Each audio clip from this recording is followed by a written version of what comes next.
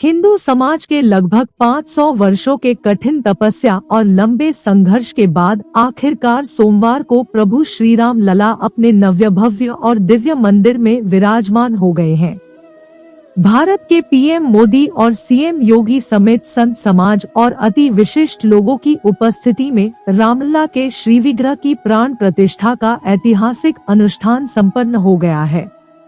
अयोध्या नगरी को हजारों फूलों से दुल्हन की तरह सजाया गया है। अवधपुरी में दीपावली जैसे उत्सव सा माहौल देखने को मिला। सूर्यवंश की राजधानी अयोध्या धाम समेत पूरे देश के मंदिरों में राम के कीर्तन और रामचरितमानस का पाठ हो रहा है। ऐसा लग रहा है मानो रघुनंदन के अभिनंदन के लिए पूरा स्वर्ग ही धरती पर उतर आया हो। साल के पहले महीने में ही दीपावली का एहसास हो रहा है। शबरी के, केवट के, दलितों और वंचितों के, सबके श्री राम धरती पर फिर से पधार चुके हैं। राम भक्तों को बरसों से जिस पल का इंतजार था, आखिर अयोध्या में 22 जनवरी को भव्य स्तर पर राम मंदिर प्राण प्रतिष्ठा समारोह का आयोजन किया गया। रामलला के मंदिर की प्राण प्रतिष्ठा के लिए अयोध्या ही नहीं बल्कि देश भर में गजब का उत्साह देखने को मिला। तो ऐसे में बहुत से लोगों के मन में ये विचार होंगे कि त्रेता युग में तो भगवान राम ने एक दलित समाज के ऋषि शंभू का वध किया था। तो ऐसे में कितनी सही है भव्य राम मंदिर की प्राण प्रतिष्ठा करना। आइए जानते हैं इस वीडियो में कि भगवान राम ने क्यों की थी ऋषि शंभू की हत्या। आखिर कितनी सच्चाई है इस बात में। सबसे पहले वाल्मीकि रामायण की कथा के उत्तरकांड के संदर्भ में शंभुक वध की वास्तविकता और उसकी प्रामाणिकता पर प्रकाश डालेंगे। इसलिए हम कुछ तर्कपूर्ण बिंदुओं पर विचार करेंगे कि क्या वाकई में राम के द्वारा शंभू की हत्या की गई थी। वाल्मीकि रामायण के उत्तरकांड में एक कथा आती है कि एक शूद्र व्यक्ति शंभू के द्वारा वन में तपस्या करने के कारण एक ब्राह्मण व्यक्ति के बालक की अकाल मृत्यु हो गई थी।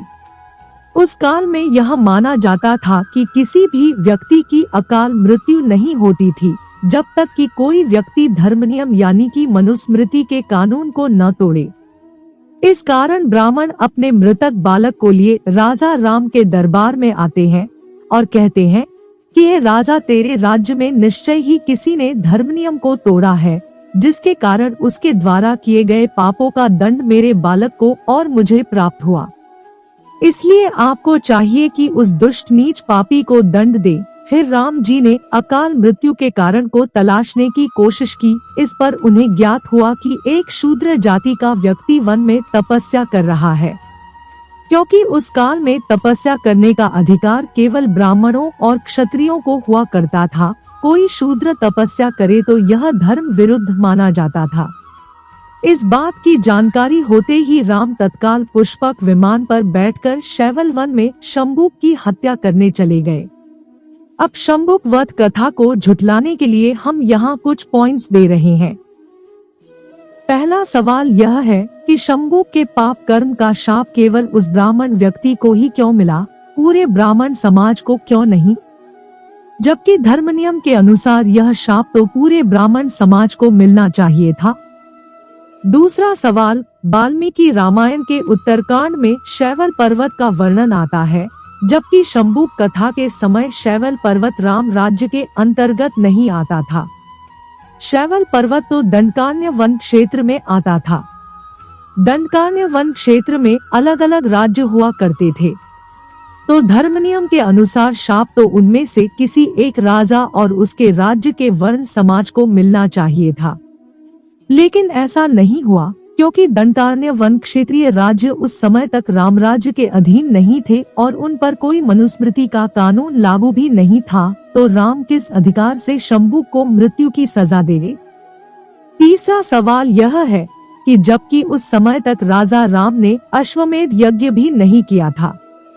अश्वमेध यज्ञ करने के पश्चात ही राजा राम ने विश्व विजय के संकल्प को लेकर बाद में दंडकारण्य वन क्षेत्रीय राज्यों को अपने अधीन किया था। तो इस तर्क के आधार पर भी कोई कारण नहीं बैठता कि राम शंभू की हत्या करे। चौथा सवाल, उत्तरकांड में लिखा गया है कि राजा राम ने शंभूक की हत्या करने के लिए शैवल पर्वत में जाने के लिए पुष्पक विमान में बैठकर प्रयास किया था, जबकि रावण वध के तुरंत बाद राजा राम ने रावण का सारा राज्य उनके छोटे भाई विभीषण को लौटा दिया था और इसी के साथ पुष्पक विमान भी रावण के बड़े भाई कुबेर को लौटा दिया था। तो शंभूक के समय राम जी के पास कोई पुष्पक विमान था ही नहीं, तो वह कैसे उसमें बैठकर शंभूक की हत्या करने के लिए शैवल पर्वत जाते? तो क्या राम जो एक सम्माननीय राजा थे वह ऐसे कामों के लिए कुबेर जी से पुष्पक विमान क्यों लेते?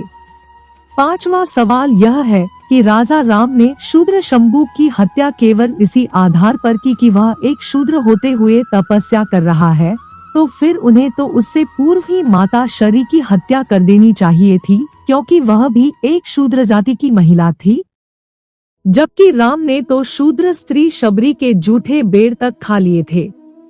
तो ऐसे में हम स्वयं सोचे कि वो राम जो एक शूद्र स्त्री शबरी की तपस्या और प्रेम को देखकर उसके जूठे बेर तक खा लेते हैं और खेबट निषाद राज के साथ हृदय की गहराइयों से मित्रता रखते हैं, उसके वहां ठहरते हैं, खाते पीते हैं, वहीं राम क्यों एक तपस्या करने वाले शूद्र शंभुक की हत्या करेंगे?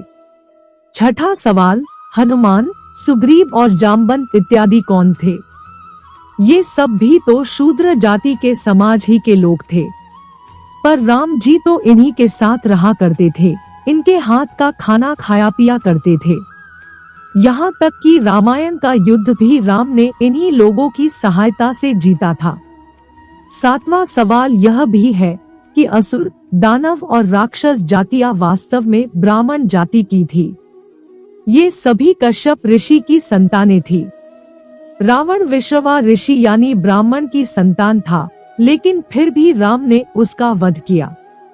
हिरण्याक्ष कश्यप ऋषि यानी ब्राह्मण की संतान था, लेकिन भगवान ने उसका वध किया। हिरण्यकश्यपु भी कश्यप ऋषि यानी ब्राह्मण की संतान था, लेकिन फिर भी भगवान ने उसकी हत्या की।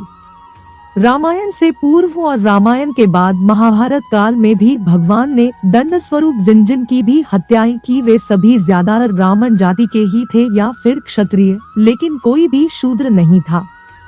भगवान ने केवल उन्हें ही दंड दिया जिन्होंने प्रजा को सताया, तो शंभुक ने तो ऐसा कोई काम नहीं किया था। वह तो स्वर्ग की यात्रा के लिए तपस्या ही तो कर रहा था, तो ऐसे में राजा राम उसकी हत्या क्यों करते?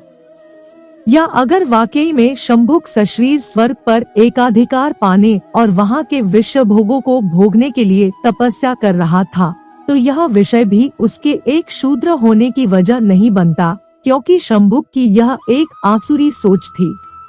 वाल्मीकि रामायण की रचना आज से तकरीबन 2500 से 3000 वर्ष पूर्व की है, जबकि रामायण की घटना यानी ज्योतिष विज्ञान की कालगणना के अनुसार भगवान राम जी का समय तकरीबन 7500 वर्ष पूर्व का है।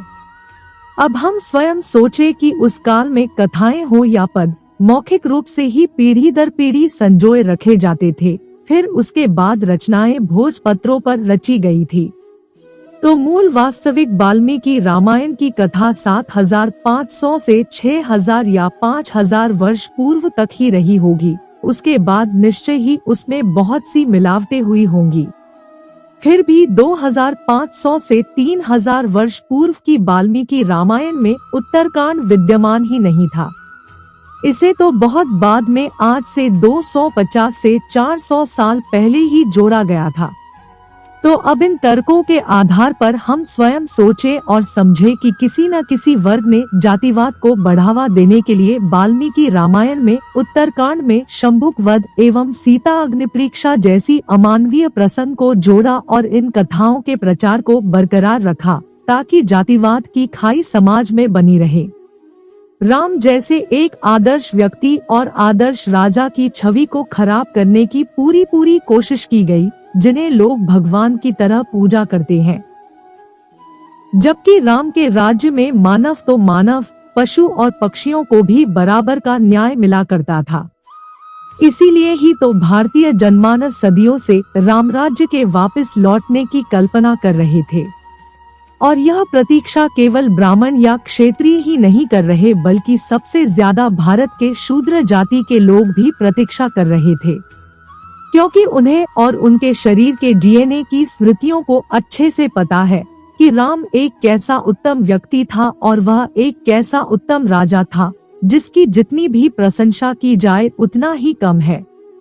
आखिरकार जिसने संपूर्ण रामायण लिखी है वह स्वयं भी एक शूद्र ही तो था। वाल्मीकि एक शूद्र होते हुए भी एक तपस्वी ऋषि थे।